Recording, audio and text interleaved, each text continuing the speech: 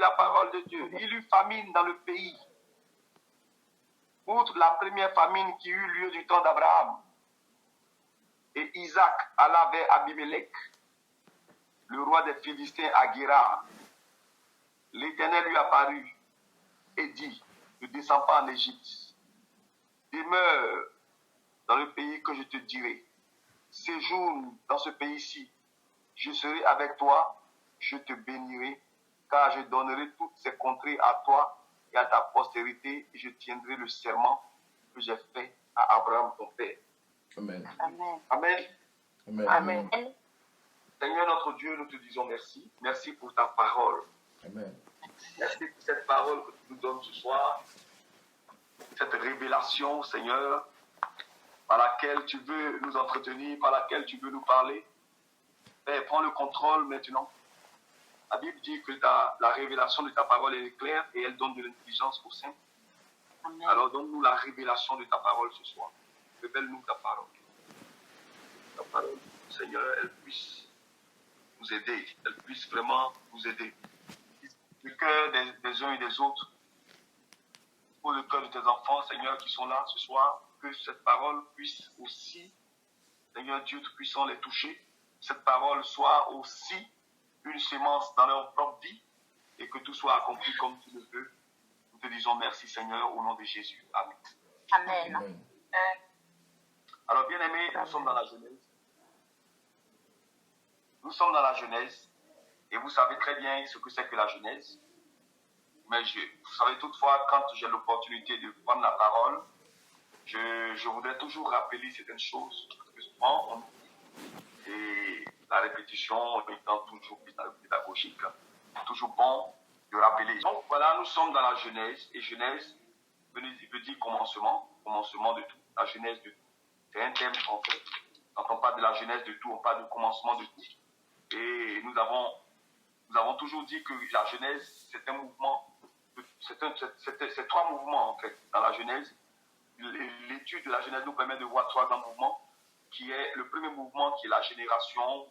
Vous savez tous ceux qui ont fait le séminaire sur l'identité. Et d'ailleurs, pour tous ceux qui sont nouveaux, voilà, inscrivez-vous auprès de la responsable du conseil de gestion pour que nous puissions programmer le séminaire de l'identité. Parce que tout le monde doit passer par l'identité. Tout le monde qui est à Chama, qui n'a pas encore fait l'identité, doit pouvoir faire le séminaire de l'identité pour que nous soyons tous au même pied d'égalité. Parce qu'il y a des thèmes que nous allons employer, c'est tellement que tu n'as pas compris parce que tu n'as pas fait le séminaire. Donc si tu es dans ce cas et que tu n'as pas fait le séminaire, il y a quelqu'un qu'on appelle Andy. Elle s'appelle Andy Zagat. Vous lui envoyez un message, je lui dis, il faut m'inscrire pour le séminaire sur l'identité. Et s'il y a au moins 5 personnes, on va faire le séminaire. Amen. Dieu vous bénisse.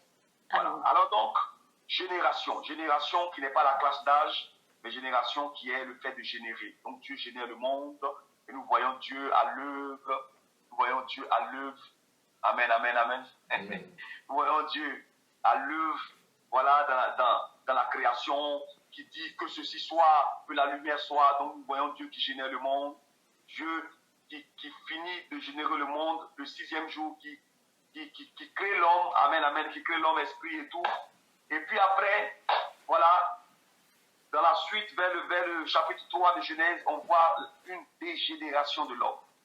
L'homme généré par Dieu s'est dégénéré et a dégénéré toute la création. Amen. À cause du péché, il y a eu la dégénération. Amen. Et quand l'homme a été dégénéré, Dieu apporte la solution de la dégénération de l'homme en Genèse 3, verset 15. Il dit, je mettrai inimitié entre toi et la femme, entre ta postérité et la postérité de la femme. Celle-ci t'écrasera la tête et toi tu lui mordras le talon. La postérité de la femme était celui qui devait venir gérer le problème de la dégénération de l'homme. Mais qui c'est qui est la postérité de la femme par excellence? La postérité de la femme par excellence s'appelle J-E-S-U-S, Jésus de Nazareth. C'est lui qui est né d'une femme, Dieu manifesté dans la chair, venu dans le monde, allant se loger dans la matrice de Marie. Amen, amen, qui est venu sur cette terre. La postérité de la femme, Jésus, qui est venu pour apporter la solution pour la régénération de l'homme.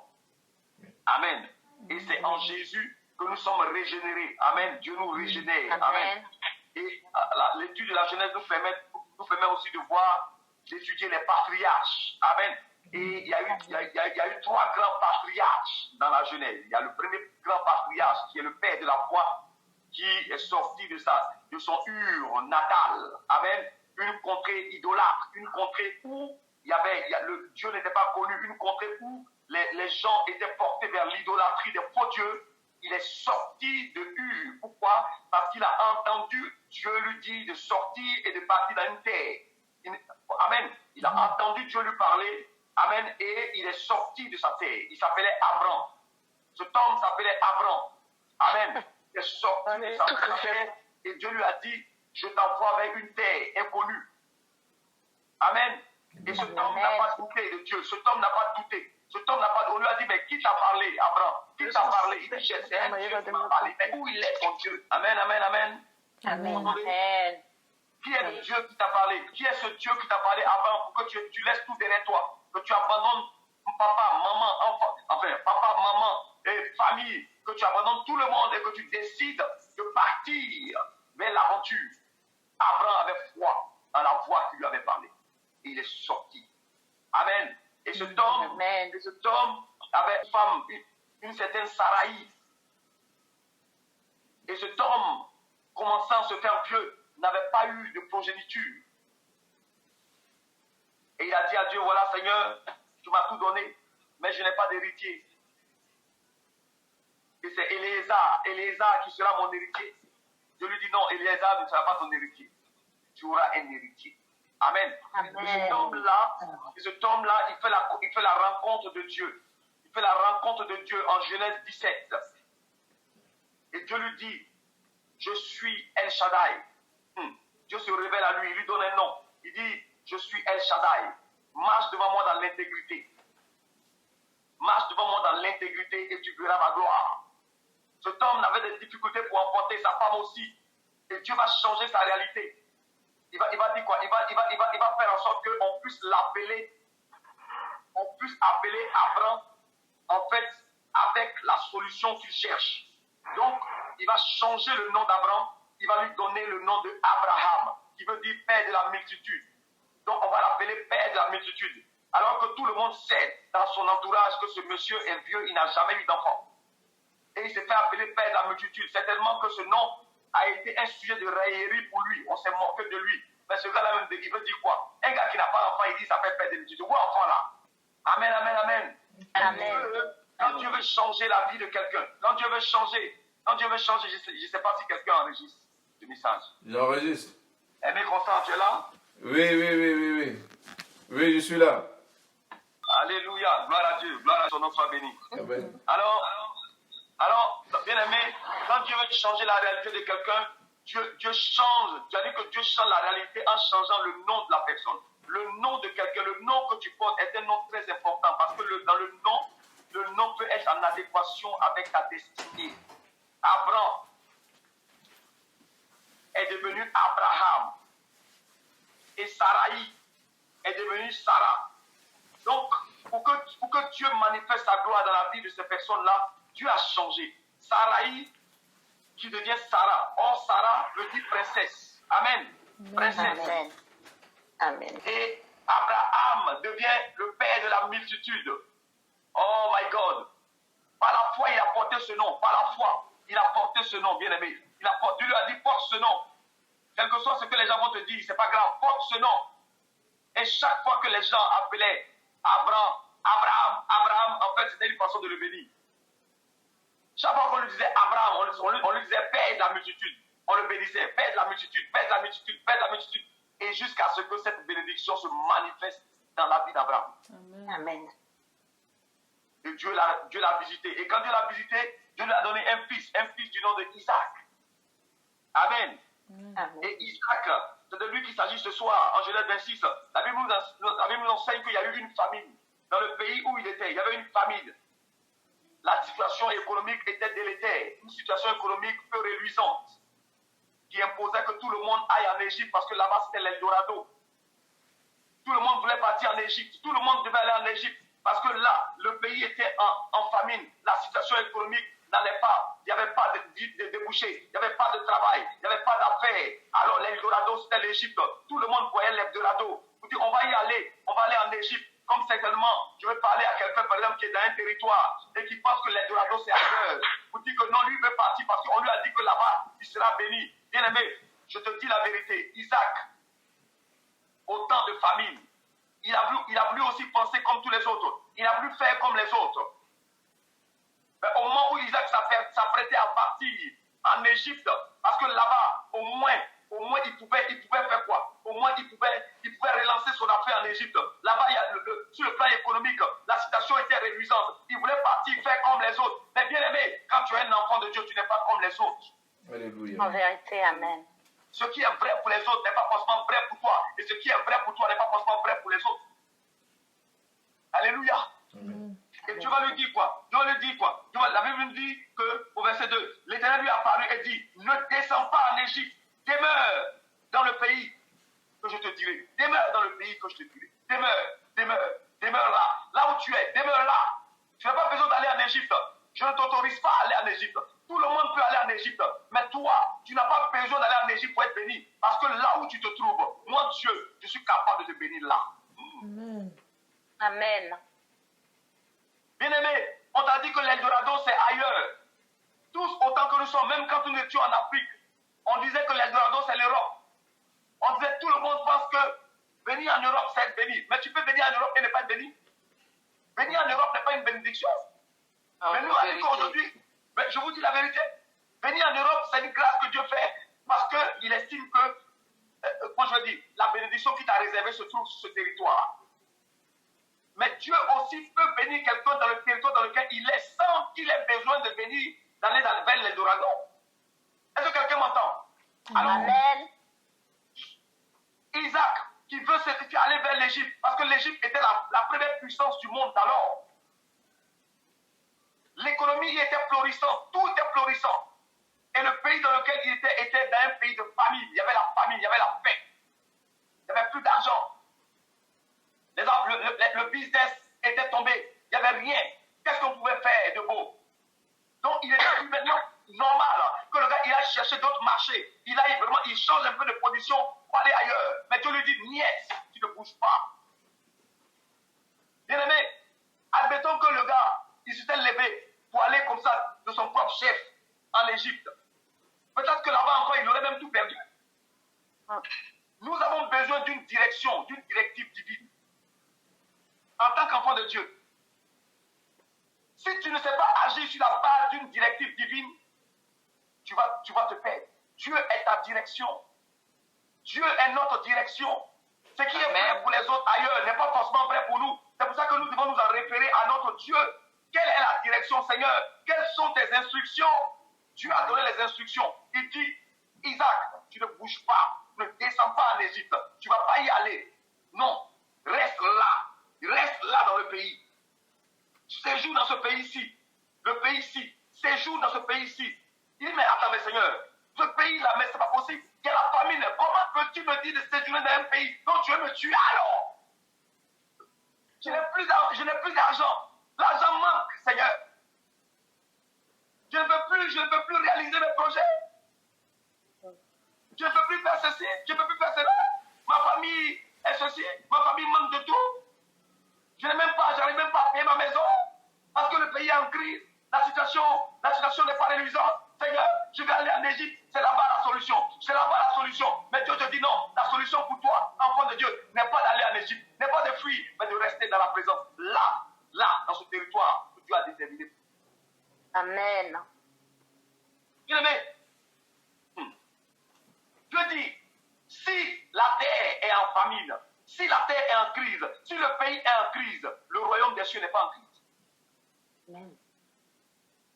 Bien aimé, le pays peut être en crise. Le pays dans lequel tu es peut être en crise. Mais le royaume des cieux qui t'alimente, si tu es connecté à ton Dieu, si tu es connecté en tant qu'enfant de Dieu, conscient de ton identité spirituel, et conscient que tu n'es plus citoyen de ce pays, mais que tu es citoyen du pays, du royaume des cieux, je te dis que le royaume des cieux n'est pas en cuir. Comme Amen.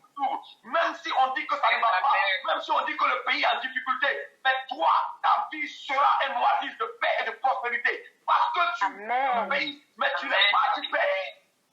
Amen. Amen. Alléluia. Amen. Les hommes, quand ils sont en difficulté, ils agissent selon les hommes. Ils ont leur standard, ils ont leur façon de réfléchir. La Bible dit, ne vous conformez pas au siècle présent. Dans le siècle présent, quand ça ne va pas ici, on court pour aller ailleurs, pour chercher l'idolato. C'est se conformer au siècle présent. Dieu te dit non. Conforme-toi à ma volonté. C'est ma volonté. Tu es soumis et soumise à ma volonté. Amen. Amen. Oh, Père, Amen. Amen. Et Isaac, qu'est-ce qu'il a fait? Isaac a obéi. Isaac a obéi, bien-aimé. Et Isaac a sémé dans le pays. Or, ce pays-là était dans la famine. Or, quand on parle de famine, ça veut dire certainement peut-être qu'il ne pleut plus. La terre même est aride. Comment tu peux s'aimer dans une terre qui est aride? Mais Dieu dit, sème dans ce pays. Les gens sont partis, ils ont abandonné tout, ils sont partis ailleurs, ils sont allés en Égypte, ils pensent que c'est là-bas la bénédiction. Mais la bénédiction ne se trouve pas là-bas. Toi-même, tu es la bénédiction. La bénédiction n'est pas territoriale. La bénédiction, là, elle évolue en fonction de toi. Si tu es béni, le lieu où tu te trouves est aussi béni. Amen. Donc, tu n'as pas besoin de te déplacer.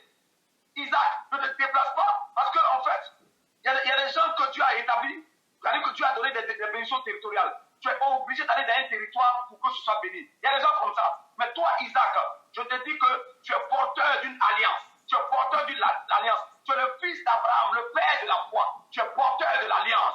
Alors, tu es béni. Donc, le lieu que tu te trouves, c'est-à-dire que la terre est obligée de se soumettre au caractère de ta bénédiction. Elle est obligée de produire. Amen. Bien aimé, c'est ce que fit Isaac. Isaac, il n'est pas parti. La Bible nous dit quoi? Au verset 12, on dit Isaac s'aima dans le pays que Dieu lui a indiqué. Quand tu as une direction divine, quand Dieu te donne une direction, bien aimé, ne doute pas. Quand Dieu te parle, soit par la bouche de son serviteur, ou bien par la bouche d'un serviteur, ou bien par une direction que Dieu te donne en songe par rapport à une situation, ne doute pas, bien aimé, pense. Amen. La Bible nous dit que Isaac n'a pas douté. Isaac a sémé dans le pays dans lequel il était. Qu'est-ce qui s'est passé? Au verset 12, on nous dit quoi? On nous dit Isaac séma dans ce pays. Il recueillit cette année-là le centuple. My God. Un pays qui est en famine. Le pays là, il est en famine. Dieu lui dit reste là. Il a eu la foi, il n'a pas douté. Il n'a pas douté de Dieu. Il n'est pas venu réfléchir. Il n'a pas pris son cerveau pour réfléchir. Mais Seigneur, stratégiquement parlant, le pays là, normalement, du point de vue géopolitique et économique, selon la macro et la microéconomie, le pays n'est pas prospère. Donc, il faut que je parte quelque part en Égypte. Non! Il a laissé de côté tout ce qui est intellect, sa réflexion. Parce que Dieu, tu ne peux pas aller avec lui par ta tête. Si tu veux aller avec ta tête avec Dieu, tu ne peux pas comprendre Dieu. Dieu, c'est la foi. Accepte-le par la foi et obéis bêtement à ce que Dieu te dit. Et tu verras la gloire de Dieu. Isaac n'a pas réfléchi. Dieu lui dit, Isaac, reste là, tu ne bouges pas. Je peux te bénir là où tu es. Je suis capable de te bénir là où tu es. Je suis capable de transformer un désert en un oasis. Je suis capable de transformer un désert en un jardin florissant. C'est moi Dieu qui peux faire ça. Reste là. Amen. Je vais te montrer ma gloire. Demeure dans ma présence. Demeure dans le lieu où je te dis. Bien-aimé, il est resté dans le pays. Il a sémé dans le pays. C'est dans le pays qu'il a sémé. Donc, verset 12, on nous dit quoi? Isaac séma dans le pays et il récolta cette année-là le centuple. Le centuple, ça veut dire multiplié par 100. Car l'Éternel le bénit. Et regardez ce que la Bible dit. La Bible dit quoi? Cet homme devint riche. Et il alla en s'enrichissant de plus en plus. Jusqu'à ce qu'il devienne fort riche. Oh my God. Amen. Dieu a établi quoi? Une hiérarchisation de sa richesse. Il a commencé par centuple. Après, on dit qu'il est devenu riche. Après, on dit qu'il est devenu, il allait en s'enrichissant de plus en plus. Et après, il est devenu fort riche. Amen. C'est le verset 12. Vous allez voir. Bien aimé.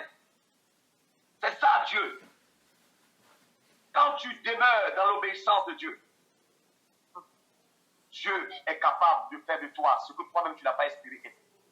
Amen. Hein? Dieu dit reste dans le pays. Mais le pays c'est qui? Reste dans ma présence. Tu veux aller où? Tu veux aller en Égypte. L'Égypte est le symbole de quoi? L'Égypte est le symbole du monde. Ne fais pas comme les hommes du monde. Ne suis pas les phénomènes des mondes. Fais comme les gens du monde. Te comporter comme les gens du monde. Tu es un chrétien, tu es une chrétienne. On va même sur ta page Facebook. C'est-à-dire que c'est toi qui es dans les divers. Tu ne peux même pas même exhorter, même évangéliser quelqu'un, tu ne fais pas. Donner des conseils, tu ne fais pas. On te voit bizarre. C'est-à-dire que il n'y a même pas, c'est-à-dire que tu n'as même pas, on ne voit pas la chrétienté. On ne voit pas qu'il y a une différence entre toi et le païen.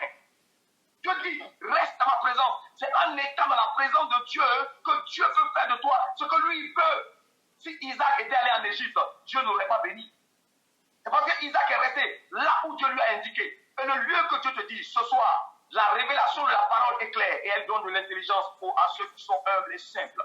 Dieu te dit, le lieu où il te bénit, le lieu où il te veut, c'est dans la présence de Dieu. Dans sa présence, en prière et en jeûne, dans la présence de Dieu, en cherchant la volonté de Dieu, en méditation de sa parole. C'est là que Dieu te veut. Dieu te veut pour lui, parce que lui, il a des plans pour toi. Il a des plans merveilleux pour toi. Il veut t'envoyer, il veut te démontrer qu'il est Dieu. Mais pour qu'il te démontre qu'il est Dieu, fais-lui confiance. Amen. Je disais à quelqu'un hier, je dis, la confiance en Dieu, c'est-à-dire qu'il y a des choses pour lesquelles Dieu récompense. Il y a des choses. Mais une récompense, Dieu récompense la confiance que tu mets en lui. Merci. Quand dans une situation, tu fais confiance en Dieu, Dieu récompense ta confiance que tu as mis en lui. Amen. Amen. Amen. Amen. Isaac a eu confiance en Dieu. Il a pris un risque, un gros risque.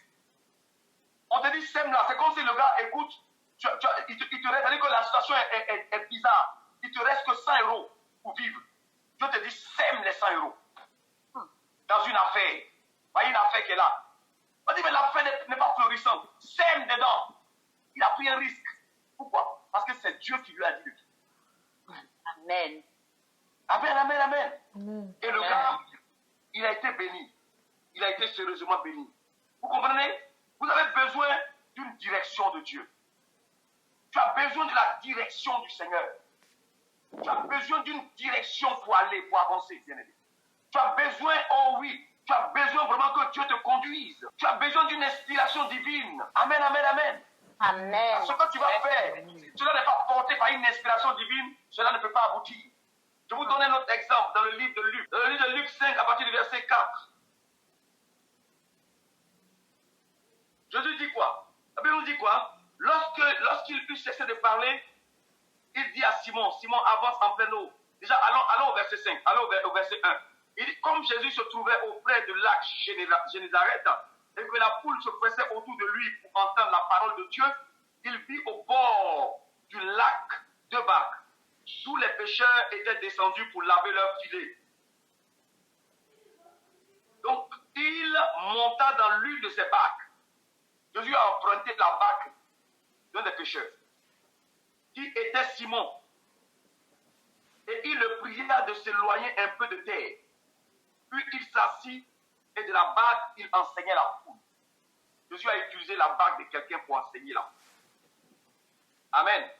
Amen. Amen. Voilà. Et au verset 4, la Bible nous dit quoi? Lorsqu'il eut cessé de parler, il dit à Simon, Simon, avance en pleine eau et jetez vos filets pour pêcher. Simon lui répondit, Maître, nous avons travaillé toute la nuit sans rien prendre. Mais sur ta parole, je jetterai le filet. Oh my God. Amen. Mais sur ta parole. Dis à ton ami, mais sur ta parole. Mais Sur sur ta ta parole. parole. Alléluia.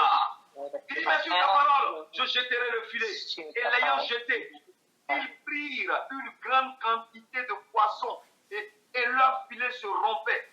Ils firent signe à leurs compagnons qui étaient dans l'autre barque de venir les aider. Ils vinrent et ils remplirent les deux barques au point qu'elles enfonçaient d'abondance de poissons. Amen. Les gars, là, ils ont pêché toute la nuit. C'est des pêcheurs expérimentés. C'est des pêcheurs qui sont expérimentés. Dans l'art de la pêche, Jésus ne pouvait rien leur apprendre. Toute la nuit, ils ont pêché, ils n'ont pas plus de poissons. Ils ont eu 0 poisson. Jésus est venu, il a demandé, il a emprunté leur bague. Il dit, pardon, donnez-moi une bague, je vais juste prêcher dedans. Je vais utiliser cette bague comme un instrument pour prêcher. Quand il a fini de prêcher, Jésus a récompensé. Il y a une récompense là. Il dit, ah bon, écoute, les gars, mettez votre filet, jetez votre filet là. Amen. Amen. Amen, amen. Amen. Amen. Les gens lui ont dit, mais, Seigneur, on a péché toute la nuit. Ça veut dire qu'en un mot, Seigneur, vraiment, en tout cas, sauf ton respect. Sauf ton respect, quoi, hein. Sinon, en temps normal, moi, je suis pécheur depuis 30 ans. Je connais la pêche, je connais l'eau, c'est-à-dire que je connais la marée. Et je sais qu'en ce moment-là, de toute façon, on a mis nos filets, puis il n'y a pas de poisson là. C'est-à-dire qu'il ne peut pas avoir de poissons. Je suis un spécialiste en la matière, expert en matière de pêche, Seigneur. Sauf ton respect. Mais comme tu as dit, sur ta parole, c'est sur ta parole, en temps normal, c'est sur ta parole. Comme tu m'as dit de faire, sur ta parole, je vais jeter. Bien aimé, c'est sur la parole que le miracle se produit. C'est en appuyant sur la parole de Dieu que le miracle se produit. Amen. Amen. Ils ont agi sur la... Sinon, en temps normal, eux-mêmes, là, ils ne pouvaient pas agir. Non, non, c'est pas possible. Mais ils ont agi sur la parole que Jésus leur a dit. Il dit, jetez votre fiel de ce côté. Quand ils ont jeté là, c'est gâté. C'est gâté. Dis à ton ami, c'est gâté. C'est gâté. Le Créateur a parlé au poisson. Le Créateur a parlé au poisson. Il faut dire poisson. Il dit, rentre dans ce filet. C'est lui le Créateur. Tu as péché pendant toute la nuit. Ça, c'est toi qui as péché. Mais Jésus, là, il a parlé. Les poissons eux-mêmes, là, quand ils ont entendu la voix de Jésus, eux-mêmes se sont bousculés. Le maître nous a fait. Le maître nous a fait. Amen. Amen. Oh, Amen.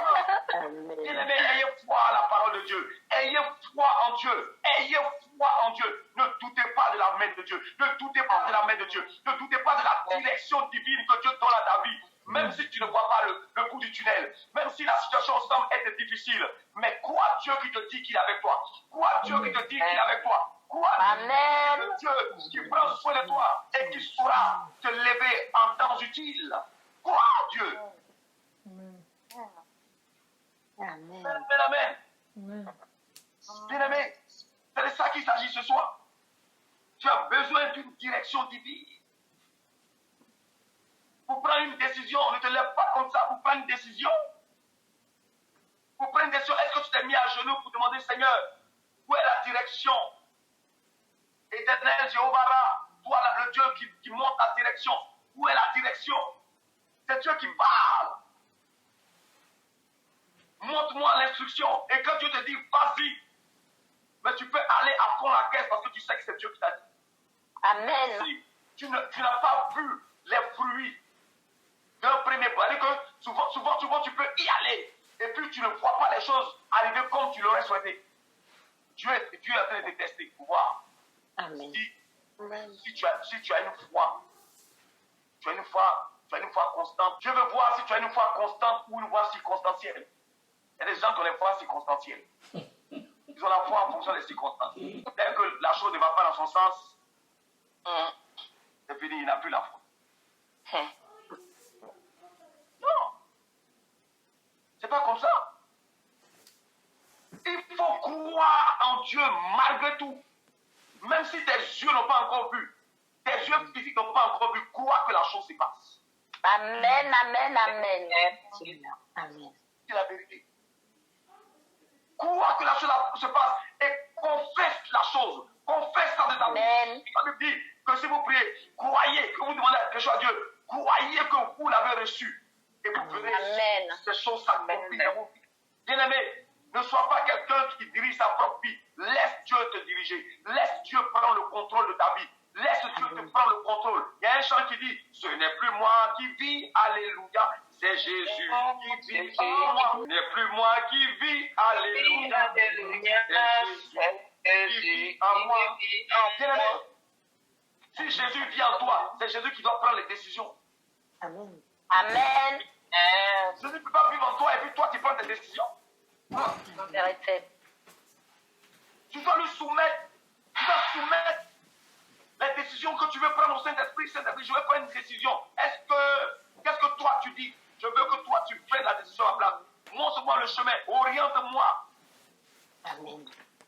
Et Dieu va utiliser les canaux de communication pour te parler. Les canaux habituels qui te permettront de comprendre que c'est cela. Soit Dieu va élever une intuition en toi pour te dire oui, vas-y. Soit Dieu va toucher un serviteur pour te dire, ainsi par l'Éternel, le chemin dans lequel tu t'en vas, c'est ça. Soit Dieu va te dire, en tout cas, Dieu va manifester sa gloire que Dieu parle tantôt d'une manière ou d'une autre. Regarde. Amen. Il y en a qui n'attendent Dieu que sur la révélation. Eh oh, mon fils, ma fille, je suis Dieu. Dieu n'est pas obligé de faire comme ça. Dieu même peut utiliser même, de cela même que ton propre enfant pour te parler. Je me souviens, une fois, il y a un fou qui était en train de parler. Un fou qui prêchait la repentance. Dieu utilisait la bouche d'un fou pour parler. Dieu peut utiliser tout le monde, toutes circonstances, même un livre, même dans tout, Dieu peut te parler. Et Dieu va permettre que tu comprennes son message. Amen. Bien-aimé, reste là où Dieu te veut. Amen. Là où la volonté de Dieu doit s'accomplir pour toi, reste là. Amen. Où tu me veux, je te veux à Jérusalem. Jérusalem, ça veut dire quoi? Jérusalem, c'est Yerushalom. Jérusalem, qu'est-ce que c'est? C'est la cité de paix, là où tu es en paix avec Dieu. Quand tu pries beaucoup, quand tu es dans la présence de Dieu, est-ce que tu ne sens pas en toi une paix? Amen. Amen. Amen. La prière te met en harmonie, en connexion, en communion avec Dieu. Tu as la paix avec Dieu. C'est dans ce canevas, c'est dans ce lieu-là, dans ce lieu spirituel-là que Dieu se manifeste. C'est là qu'il te veut. Quand Dieu te cherche dans sa présence. Quand Adam et Ève ont péché, Adam et Ève sont sortis de la présence de Dieu. Dieu a dit, mais Adam, où es-tu? Dieu a cherché la position d'Adam. Où es-tu? Parce que Dieu ne le voyait plus dans sa présence. Il dit, non Seigneur, je me suis caché. Mais parce que je suis nu. Mais tu es nu. Mais qui t'a dit que tu es nu? Et puis quand toi tu sais que tu es nu. Bien aimé, Dieu nous veut. Chaque jour, Dieu vient et nous pose la question, où es-tu? Ma fille Monique, où es-tu? Emso Béni, où es-tu? La faveur, où es-tu? Akosi Cherita, où es-tu? Alain Digna, où es-tu? Andy Zagadou, où es-tu? Anzoarita, où es-tu? Daniel, Denise, où êtes-vous? Donald, où es-tu? Emmanuel Guédé, Dorix, où êtes-vous? Gladys, Louise Aboman, Marie-Yvonne, tout le monde. Mathiassi, Priscilla, Prince, voilà, tout le monde. Où es-tu? Dieu, tous les jours, quand Dieu vient le soir, te demande, où es-tu? Amen. Il veut se rassurer que tu es encore dans sa présence. Est-ce que tu es dans sa présence? Amen. Amen. Que trouves-tu? Quel est le lieu? Quelle est la position géographique, spirituellement parlant? Où es-tu? Es-tu dans les commérages, en train de bavarder, en train de faire autre chose? Où es-tu dans sa présence? Quand Dieu descend le soir, à 18h, pour le temps de l'offrande, où es-tu? Parce que la Bible nous dit quoi? Que Dieu venait vers le soir. C'est vers le soir que Dieu venait pour demander à Adam, où es-tu? C'est là que Dieu venait échanger avec lui. Et Dieu ne l'a pas vu. Parce qu'il n'était plus dans la présence de Dieu. Dieu nous veut dans sa présence, frère. Amen. Ma soeur, Dieu nous veut dans ta présence. Amen. Tu veux voir les choses arriver. Tu veux voir la manifestation de la gloire de Dieu dans ta vie. Amen. Tu veux voir des miracles. Tu veux voir la puissance de Dieu se glorifier. Amen. Dieu lui-même veut agir. Lui-même, il veut ça plus que toi-même. Il veut te démontrer qu'il est Dieu. Amen. Démontrer qu'il est ton Père, qu'il est vivant, qu'il est puissant. Et qu'aucun Dieu ne peut se positionner devant lui. Il veut te démontrer. Mais la seule chose qu'il te demande, il veut que tu restes et demeures dans sa présence. Amen. Alléluia. Amen. La présence de Dieu. Amen. La Bible dit dans le psaume 15, il dit, ô Éternel, qui séjournera dans ta tente, qui demeurera sur ta montagne sainte. Alléluia. Qui est celui-là qui va demeurer sur ta montagne sainte? Amen. Qui est celui-là ou celle-là qui va établir sa demeure? Qui va chercher maintenant à se parfaire? Qui va chercher maintenant à développer une relation avec son Dieu? Cette relation qui va commencer à impacter ta vie, impacter ton caractère, de manière à ce qu'il y ait une démarcation entre l'homme et la femme que tu étais hier et l'homme et la femme que tu es devenu aujourd'hui. Amen. Dieu veut cette démarcation parce que l'homme ne peut pas rentrer dans la présence de Dieu et être le même. Tous ceux qui ont croisé le regard de Jésus, qui sont rentrés en connexion avec lui, ne sont pas restés les mêmes. Marie de Magdala, elle a croisé Jésus, elle n'est pas restée la même. Zachée, oh, le petit Zachée, le cou Zachée. Vous savez, les gens qui sont courts, là, vraiment, ils sont terribles. Tellement ils ne sont pas trop grands comme nous autres. Bon, moi, je suis un peu grand quand même. Zachée était un publicain. Ce publicain-là, il a entendu parler de Jésus. Ah, il a vu la foule. Il dit, donc, moi, pour attendre ça, il sort, on ne le voit pas. Il dit, attends, il allait monter sur un arbre, un petit cow-boy. Il est perché sur le bout là, et puis il crie, Jésus. Jésus lui dit, Zachée, descends, pardon, descends. Je t'ai vu. Ce soir, je vais manger chez toi. Amen, amen, amen, amen. Il a bravé son handicap. Sa taille était un handicap, mais sa taille n'a pas empêché de se faire remarquer par Jésus. Mais toi, tu te fais remarquer par quoi? Qu'est-ce qui te fait? Qu'est-ce qui te distingue? Qu'est-ce qui te permet de te faire remarquer par Jésus? Bartimée se fait remarquer. On a voulu le mettre sous les teignoirs. La foule a voulu le mettre sous les teignoirs. Bartimée, tais-toi. Reste là où tu es. Aveugle, tais-toi, mendiant. Voici une pièce de 1 euro. Tais-toi. Prends 1 euro. Contente-toi de là. Bartimée dit, là où je suis là, j'ai pas besoin de 1 euro. 1 euro, ça ne me suffit plus. Jésus, fils de David. On dit, Bartimée, tais-toi. Il dit, Jésus, fils de David. Jusqu'à capter l'attention de Jésus. Amen. Nous devons chercher à capter l'attention de Jésus. Amen. Comment arrivons-nous à capter son attention? C'est là la question. Comment tu le captes? Comment tu captes son attention? Il y a des gens qui font des efforts pour capter l'attention de Jésus. Qui font des sacrifices sur eux-mêmes dans l'obéissance, dans la recherche pour capter l'attention de Jésus de Nazareth. Il y en a qui veulent faire les choses, qui veulent que les choses avancent, qui veulent honorer Dieu, honorer les serviteurs de Dieu, qui veulent faire les choses bien, pour capter l'attention de Jésus de Nazareth. Amen. Amen. Mais il y en a qui ne veulent rien faire aussi. Parce que, bien aimé, tu dois savoir ce pourquoi tu es là. Je vous dis, Dieu ne fait rien au hasard. Dieu n'est pas un Dieu du hasard. Dieu n'est pas, il n'aime pas il n'est pas dans le hasard. Si Dieu a permis que, dans un moment T, qu'il y ait une plateforme qu'on appelle Shama, et qu'on soit connecté là, et qu'il y ait un serviteur qui l'a établi pour pouvoir vous donner la parole de Dieu, c'est parce que Dieu sait que ce temps-là avait été déjà préparé, et que ce temps-là, ce moment-là, est pour Dieu un moyen de pouvoir te bénir quelque part. Amen, amen, amen. Mais je vous dis, comme Dieu se cache, Dieu s'est toujours caché. Comme ça, la Bible dit quoi? Cherchez-moi. C'est-à-dire que je me laisse trouver par ceux qui me cherchent. Comme Dieu se cache, donc beaucoup ne voyaient pas qu'il y a Dieu dans ce qu'on fait. Et en fait, ils ne voyaient pas Dieu agir. Ils voyaient Koukouillon Yves agir. Ils voyaient un homme qui vient parler. Oh, celui-là, oh, machin. Oh, c'est notre copain, on a mangé garba ensemble. Ils ne voyaient pas l'homme de Dieu. Ils ne voyaient pas le serviteur de Dieu. Ils ne voyaient pas Dieu à l'action. Ils ne voyaient pas la main de Dieu agir. Non, non, non. Ils voyaient l'homme. Ils voyaient le petit camarade. Mais bien aimé, c'est comme ça que les Juifs, ils n'ont pas reconnu Jésus. Parce que Jésus à Nazareth, tout le monde le connaissait. Il est né à Nazareth. Donc on dit, oh, le petit de Marie, le petit de Joseph là, il va nous enseigner quoi? Il va nous dire quoi? Ils ont vu le petit de Nazareth. Ils n'ont pas vu l'homme de Dieu. Ils n'ont pas vu le fils de Dieu. Ils n'ont pas vu Jésus. Et à Nazareth, Jésus n'a pas fait beaucoup de miracles. Parce qu'ils ne l'ont pas considéré comme fils de Dieu. Ils ne l'ont pas reconnu. Parce que eux, leur idée là, c'était non, Jésus c'est notre petit. C'est notre petit, il va nous enseigner quoi? Bien aimé. Et c'est comme ça qu'ils ont loupé leur visitation. Dieu peut te visiter en utilisant quelqu'un que tu ne considères pas, mais Dieu peut utiliser cette personne pour te visiter en son temps. Et plus tard, Dieu te dira, mais je suis venu vers toi. Tu ne m'as pas reconnu. Va dire, mais Seigneur, quand est-ce que je suis venu vers toi? Tu es venu vers moi, je ne t'ai pas reconnu. Mais j'avais suscité un serviteur pour te parler depuis tout le temps. Qui était disposé et disponible. Je l'ai disposé. Bien aimé, si ce n'est pas Dieu qui peut me disposer un homme là, un homme ne peut pas être disposé. Si ce n'est pas Dieu qui me dispose dans ça là, ça veut dire que c'est pas. Je pense que c'est Dieu qui fait. C'est Dieu qui dispose. C'est Dieu qui utilise un canal. Je ne suis qu'un canal que Dieu veut utiliser pour te bénir. Amen.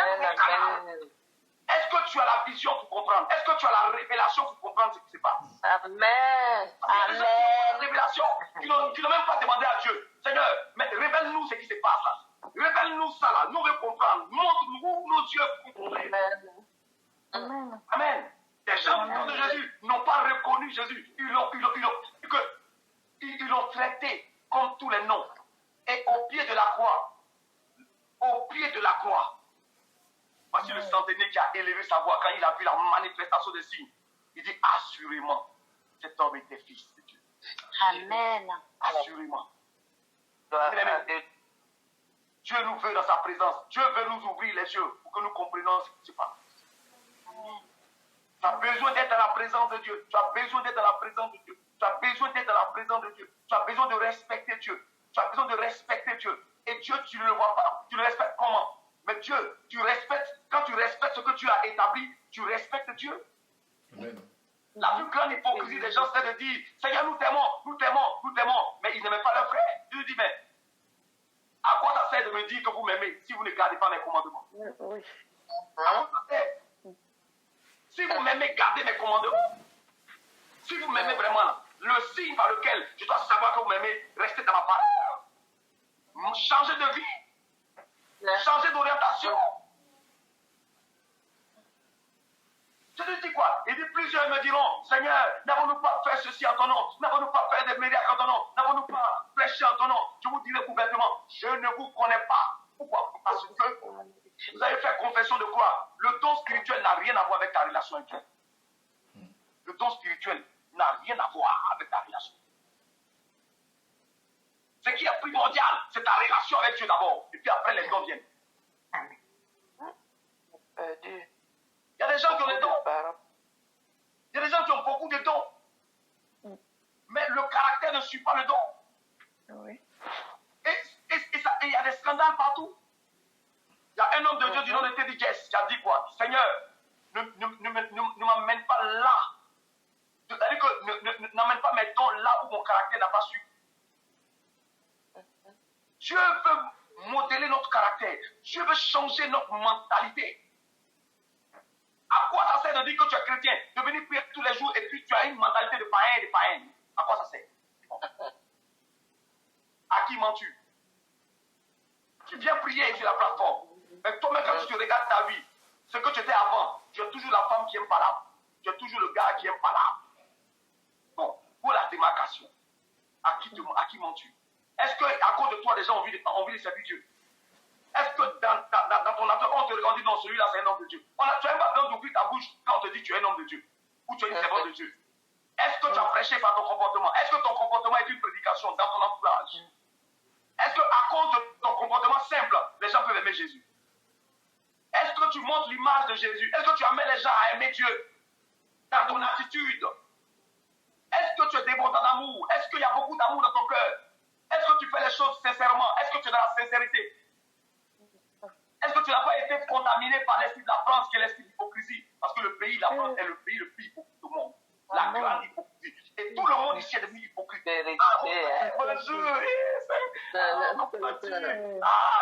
Vraiment, je suis content pour toi. Quand tu n'es pas content pour la personne, tu es content. Parce que le français, la langue française est la langue la plus hypocrite parce qu'il y a beaucoup de non-dits dans le français. Les Anglais, eux, ils sont aïe. Quand ils disent veut, c'est-à-dire qu'il y a le, il y a là dedans. Nous, là, on devrait dire le, la femme, le, monsieur. C'est trop compliqué. Eux, là, eux. Allez, on est devant. La langue française, c'est-à-dire que la langue en elle-même porte un caractère. C'est pour ça que le monde francophone n'évolue pas véritablement dans la manifestation de la puissance de Dieu. Les anglophones, ils ont une autre conception de Dieu. L'anglophone, il sait louer Dieu, il sait adorer Dieu avec ses pieds, avec son cœur, son âme, ses biens, sa maison. Il sait louer Dieu et Dieu sait le lui rendre. C'est pour ça que vous allez voir des ministères anglophones, c'est-à-dire que les églises dans les pays anglophones sont grandes. C'est des méga church, des méga églises. Parce qu'eux, ils ont une autre mentalité. Je vous dis la vérité. Nous, les francophones, là, on est tenus par le français. Et le français, là, comme il y a beaucoup d'hypocrisie, on est dans l'hypocrisie dans l'église. Je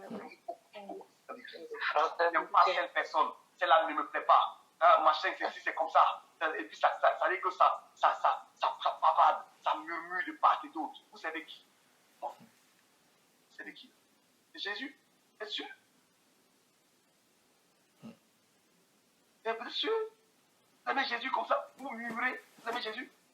Vous ne supportez pas vos frères, vos soeurs. Jésus, vous supportez. Vous ne le voyez même pas. Vous le supportez. Laisse-moi te parler ce soir. Laisse-moi te dire la vérité.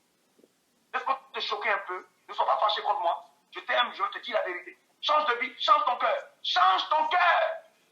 Amen. Amen. Arrêtons de nous mentir. Oui. Arrêtons de mentir. Amen. Et je vois, il y a des clans, il y a des disputes parmi vous. On n'aime pas ceci. Ah non, elle a dit ça. Pourquoi c'est elle qui a dit on va marcher. Et puis voilà, on voit des enfants qui parlent mal, qui insultent des grandes personnes. Quand Dieu a établi ce qu'on appelle le droit de naissance, même si tu es fâché, tu sais comment parler à un ennemi. C'est ça la volonté de Dieu. C'est ça aimer Jésus. C'est ça aimer Amen. Jésus. Bien-aimé, on ne peut pas être des chrétiens et puis être des païens en même temps. Ça ne marche pas. L'eau et l'huile ne peuvent pas cohabiter ensemble. Si tu veux être païen, tu n'as pas encore fini avec les calomnies, tu n'as pas encore fini avec la médisance. Bien-aimé, bonsoir. Va finir la médisance là-bas. Mais tu ne peux pas venir faire confession d'être chrétien pendant que ton cœur est soir, ton cœur est noir. Tu n'aimes pas autrui. Tu fais quoi là? Tu es chrétien. La Bible dit que l'œil de l'Éternel se promène. Tu ne peux pas mentir, ta vie est ouverte, elle est ouverte comme ça, comme un livre devant Dieu. Et Dieu lit toutes les pages, toutes les lignes de ta vie. Il connaît tes aspirations, tes pensées les plus profondes. Avant même que tu ne les conçoives, Dieu sait ce que tu vas penser. Donc tu ne peux pas te cacher devant Dieu. Tu ne peux pas faire semblant, venir sur la plateforme, faire semblant, de faire comme si tu aimes tes frères, alors que derrière eux, dès qu'on finit de prier, c'est toi qui prends ton téléphone, tu appelles ici, tu critiques ici. Et, bien aimé, il n'y a pas de bénédiction dedans. C'est que ça là, il n'y a pas de bénédiction dedans. Allez, vous m'amenez quelque chose la fois dernière, et ça m'a tellement fait réfléchir. Il dit, c'est-à-dire qu'avant dans les églises, c'est-à-dire qu'on va dans les églises là, chacun vient avec son habit, on veut se montrer parce que j'ai porté telle chaussure, j'ai porté ci, j'ai porté ça, j'ai porté on critique, celle-là elle est habillée comme ça. Je dis, bon, bon Dieu là, vous n'avez plus vous voir, on se voit même pas, on s'entend seulement. Même dans ça encore, on s'aime pas. Amen. Amen. C'est-à-dire, dans ça, on ne se voit pas là, on ne s'aime pas encore. C'est-à-dire que la voix de ton ami t'énerve, tu ne le vois même pas, il t'énerve. C'est toi qui te plains tous les jours. Tu es tout le temps en train de te plaindre. Non, mais pourquoi il n'y a pas ci? Mais pourquoi il n'y a pas ça? Mais pourquoi on a fait ci? Pourquoi on ne fait pas ça? Hé! Qu'est-ce qu'il y a? Qu'est-ce qu'il y a? Il faut parler comme Babou maintenant. Qu'est-ce qu'il y a? C'est-à-dire maintenant syndicaliste. L'œuvre de Dieu, c'est une œuvre d'obéissance. La Bible dit, l'obéissance vaut mieux que le sacrifice. Celui qui a un problème à l'obéissance là, il n'est qu'à aller ailleurs. Parce que Dieu là, c'est l'obéissance. Quelqu'un qui ne sait pas obéir, il va se mettre pour dire, j'ai chassé des démons, esprit impur part. L'esprit impur ne va pas t'obéir. Pourquoi? Parce que toi, tu n'es pas obéissant. Les démons t'obéissent parce que toi, tu es obéissant à Dieu. Les démons peuvent t'obéir parce que toi, ils voient en toi que tu es soumis, obéissant à tout ce que Dieu fait. Et tu es obéissant à la hiérarchie que Dieu a établie. Quand tu es soumis, c'est comme ça que les démons aussi te sont soumis. C'est comme dans une famille. Amen. Amen. Tu ne respectes pas les parents et puis tu veux que les petits frères te respectent. Ils vont te dire, toi, on ne te respecte pas. Toi, tu même tu ne respectes pas papa. Et puis nous, on va te respecter, on ne te respecte pas. C'est comme ça que ça se passe. Amen. Arrêtez vos histoires de feu. Si vous faites, c'est le feu que vous voulez. Parce que vous n'êtes pas obéissant, vous voulez intimer aux démons de sortir. Ils vont faire comme les filles de Séba. Bon, d'accord, nous on connaît, mais toi, toi-même tu n'es pas obéissant, tu n'aimes pas obéir là. Quand on parle de quelque chose, toi tu ne peux pas obéir là. Toi tu as une. Nous, en soi, nous on t'obéit. On t'obéit pas ici. Ça fait quoi? Bien aimé, l'obéissance vaut mieux que le sacrifice. L'autorité se nourrit de l'obéissance. La nourriture de l'autorité, c'est l'obéissance. Vous devez être soumis à Dieu. Si Adam a perdu son trône, Adam a perdu sa domination, c'est parce que Adam, à un certain moment, est devenu désobéissant à Dieu. Quand Adam a désobéi à Dieu, toute la nature a désobéi. Toute la nature lui a désobéi. Adam, avant là, c'est-à-dire que c'est lui qui a regardé les animaux, qui lui a donné des noms. Adam, le lion ne pouvait pas le manger. Le lion avait peur de lui. Le lion, c'est-à-dire que tous les animaux féroces étaient soumis à Adam. Pourquoi? Parce que Adam était soumis à Dieu. Le jour où Adam a désobéi à Dieu, le lion, quand il voit Adam même là, il a envie de manger, il a envie de le manger comme un michou. Même le chien même poursuit l'homme maintenant. Alléluia. C'est l'obéissance à Dieu qui restaure ta propre autorité. Ton autorité est basée sur ton obéissance à Dieu. Tant que tu es obéissant à Dieu, ton autorité se porte bien. Donc tu peux dire oui, je suis enfant de Dieu parce que je suis élevé en dignité, j'ai l'autorité. Et démons esprits, vous partez, vous faites ci, pourquoi? Parce que tu es obéissant à Dieu. Les démons t'obéissent parce que tu es obéissant à Dieu. Amen. Amen. À ne pas être obéissant, à ne pas respecter même l'homme que Dieu a mis devant toi. La Bible dit, si tu sais recevoir un homme de Dieu, en qualité d'homme de Dieu, tu recevras une récompense d'homme de Dieu. Si tu reçois un prophète en qualité de prophète, tu recevras une récompense de prophète. Il dit, si même vous donnez ne serait-ce qu'un petit verre d'eau à l'un de ses plus petits d'entre mes disciples, sachez que votre récompense sera grande dans les cieux. Parce que c'est à moi que vous l'aurez fait. Donc ça veut dire que si tu n'obéis pas à la hiérarchie qui est établie, c'est à Jésus que tu as désobéi. C'est ça qu'il s'agit. Amen. L'obéissant. L'obéissant. Soyons obéissants. Arrêtons le syndicalisme religieux. Où là, on se plaint de tout et de rien. Alléluia. Vraiment, bien aimé, ce soir, je ne sais pas, mais je ne sais pas pourquoi je suis excité à parler comme ça. Mais je crois que Dieu est en train de libérer le cœur. Dieu te veut dans sa présence. Dieu te veut dans sa présence. Et Dieu veut te transformer. Dieu veut te transformer. Bien aimé, il y a une différence entre la conversion et la conviction religieuse. Il y a une différence entre la conversion et la conviction. Ce que Dieu veut, ce n'est pas que tu aies des convictions religieuses. Tout le monde a des convictions religieuses. Ce que Dieu veut, c'est ta conversion. Ton changement.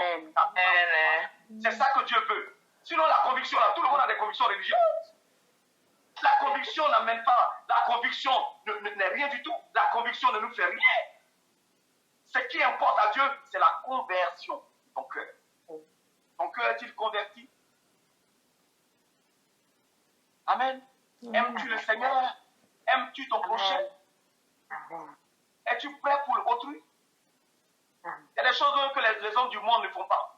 Nous, on le fait dans la maison de Dieu. C'est-à-dire qu'on a l'impression que la méchanceté s'est transportée à chacun des camps. Elle est rentrée dans l'église de Dieu. Où tout le monde se soupçonne. Mais attends, c'est quoi cette affaire où on vient, on soupçonne ton frère? Ton frère t'appelle, tu l'enregistres. Mais ça, c'est quoi ça? Ça, c'est quoi?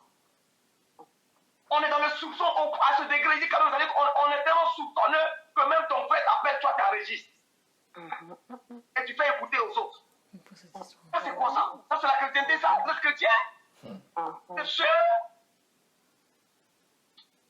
Bien-aimé, si tu m'entends ce soir, ressaisis-toi. Alléluia. Amen. Le temps de ta bénédiction est arrivé. C'est pour ça que je t'envoie ce genre de messages pour te dire qu'il faut changer. Change. Amen. Amen. Dis au Seigneur, Seigneur, moi-même je vais changer. C'est-à-dire que si tu sais que tu peux pas, Moi-même, je veux Seigneur, changer. Saint-Esprit, je veux changer. Aide-moi à changer. Amen. Amen. Aide-moi. Aide-moi. Amen. Et le Saint-Esprit va commencer à jouer son rôle. Amen. Parce que ce que Dieu veut, c'est notre transformation. Il veut qu'on soit transformé par le renouvellement de votre intelligence. Afin que vous puissiez discerner quelle est la volonté de Dieu, le bon, l'agréable et le parfait. Que Dieu bénisse chacun de vous ce soir. Amen. Que Dieu vous fortifie. J'espère que vous n'avez pas été heurté par mes propos, mais en tout cas, il fallait que je vous le dise parce que ça vient de mon cœur. Amen. Que Dieu vous bénisse.